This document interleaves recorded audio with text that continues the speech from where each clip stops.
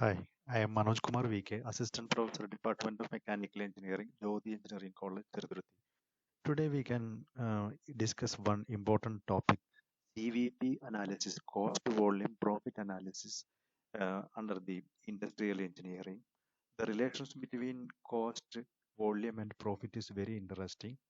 So if we uh, increase the uh, total production Q, total volume of production, we can decrease the total cost incurred in it, and hence it can reflect in the profit also. So when the production increases, the profit also increases. That is an interesting relationship existing between. It is the study of the effect of change in cost and volume on a company's profit. Actually, it is using for the analysis of profit and loss for a particular industry or organization. Important to. It is also used in important to profit planning.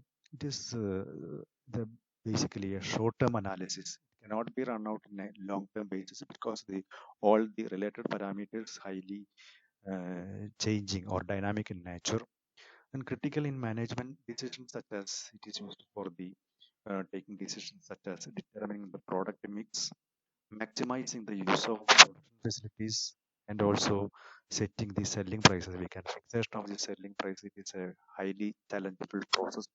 The selling prices, many parameters we want to take into consider, even the competitors' status and competing product or services performance. Everything is included. Then for this analysis, profit and loss analysis, we are using the break-even analysis. It's a very familiarized word, break-even point. So it's a point at which the decision point, break-even point is the decision point, whether it is the loss making or profit making. It can be applied to any type of industry, anywhere we can apply. So it can be defined as the level of volume at which the revenue exactly equal to the total cost. That is the break-even point.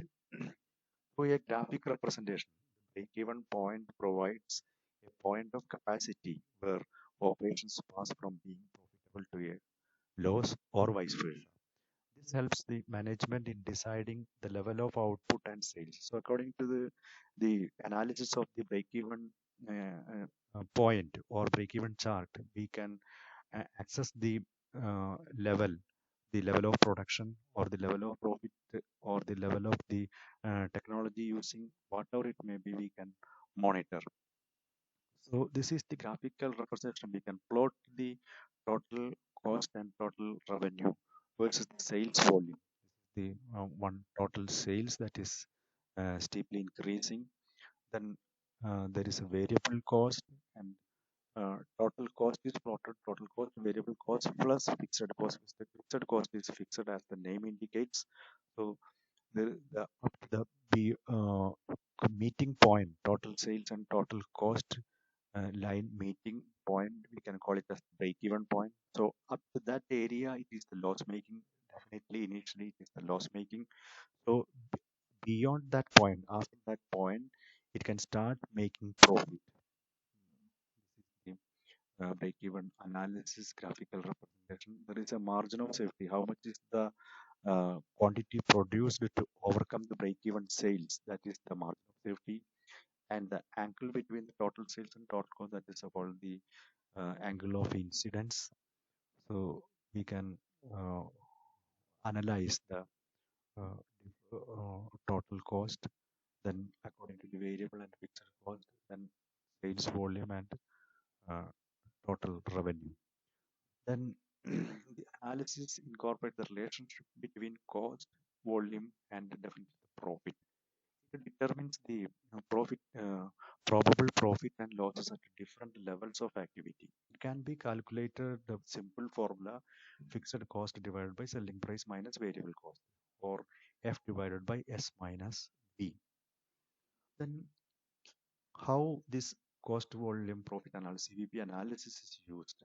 The analysis can determine both in units as in the sales, the volume required to break even, how much volume to be produced in the break even, the volume required to achieve the target profit level. So beyond that break-even point, how much it is to be produced, the selling price or cost required to achieve target volume levels. Then it helps to analyze the sensitivity of a profit to change in selling price, cost, volume, and sales mix. So according to this analysis, we can make a decision regarding the selling price, cost, volume, and selling sales mix.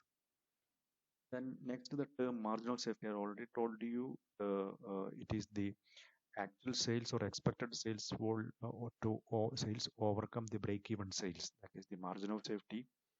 Then this metric is used in CVP analysis and can be expressed in units, rupees as a ratio or as a percentage. So can be denoted likewise. Then margin of safety, that means it is the difference between current sales and break-even sales. It can be calculated uh, by the current sales minus break-even sales divided by sales per unit. Uh, Likewise, we can calculate the margin of safety. Then it is very useful for companies having highly volatile sales volume. Thus, they can set a minimum margin of safety level. When actual sales drop below this level, it is the time to cut the cost. So actually, it is then margin of safety is a real indicator uh, how the performance can be taken and what are the mitigation process to be taken. Then if the margin of safety is unsatisfactory, what are the impacts? First one is the increase the sales price, then reduction in the fixed cost, reduction in the variable cost, then increase in output, then stop production of non-profitable items and more attention towards profitable ones. So this is something related to the multi or product differentiated company can apply. Then the angle of incidence is the angle between the sales income line and total cost line can be called as the angle of incidence. The angle of incidence is large, profit margin is large, and it is a favorable business position. For a narrow angle of incidence, even though the fixed overheads are recovered, the profit acquired shows very low rate of return. Hence, we can plot the break-even chart. It is the chart. It can be plotted if we are plotting the cost per volume versus output, the total cost, and the break-even point we have already discussed. Then there is the total cost too. Then any unforeseen costs are coming in picture. The break-even point can be shifted to some other somewhere else. Then this chart we can um, analyze the effect of increase or decrease in fixed cost or variable cost in what is the impact in BEP, break-even point. An increase in fixed cost and variable cost increases the total cost and it shifts the BEP towards the right hand side. So it reduces the margin of safety. So if the fixed cost and variable cost decreases with the total cost, it shifts the break-even point towards the left-hand side. So it increases the margin of safety. So very clear from the picture. Then what is the effect of increase or decrease in sales price? What it is happen, how it is shifting. An increase in sales price increases the sales volume. New sales income line has greater slope and shifts BEP towards left-hand side. That means it increases the profit for the same output. A decrease in sales income shifts BEP towards right-hand side, reduces the profit for the same input. That is the impact of the uh, sales price on the break-even point. Then these are the limitations, some limitations for the break-even chart. Uh, so the break-even chart, even we are at the time of designing, we are making some assumptions. That assumptions itself become as some disadvantages or limitations of the break-even chart. In practice, all costs are not always fixed or variable costs. There are some semi-variable overhead costs. The costs are fixed. We are making the assumption that it is the not so. That is can be considered as the limitation. In the long term run, all costs are variable. So break-even analysis holds good only for shorter runs. So it cannot be run in the long-term setup. Then break-even analysis assumes profits are functions of the output ignoring the fact that they are also affected the technological changes, improved management, improvement in quality, etc.